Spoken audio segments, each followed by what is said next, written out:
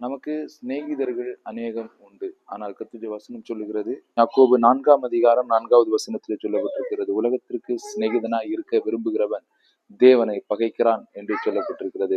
தேவனை பகைக்கிற காரியத்தை நாம் எப்படி அறிந்து கொள்கிறோம் என்று சொன்னால், உலகத்திற்கான காரியங்களை மேல நம்முடைய சிநேகம் இருக்குமானால் நாம் கர்த்தரை பகைக்கிறோம் என்று சொல்லி வசனம் சொல்லுகிறது.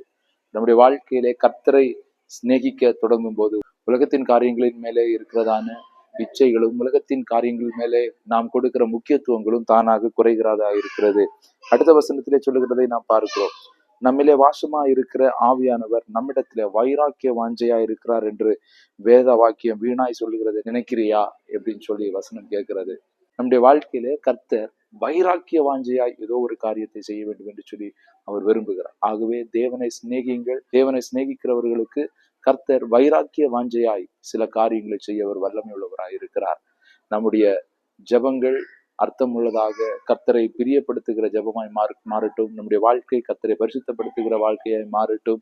கர்த்தரை சிநேகிக்கிற அனுபவம் நம்முடைய வாழ்க்கையில பெருகட்டும். உலகத்தை சிநேகித்து கர்த்தரை பகைக்கிற அனுபவங்கள் நம்ம விட்டு மாறட்டும். அவருடைய வைராக்கிய வாஞ்சை சில அற்புதங்களை நமக்காய் செய்யும். கர்த்தர் உங்களை ஆசீர்வதிப்பாராக.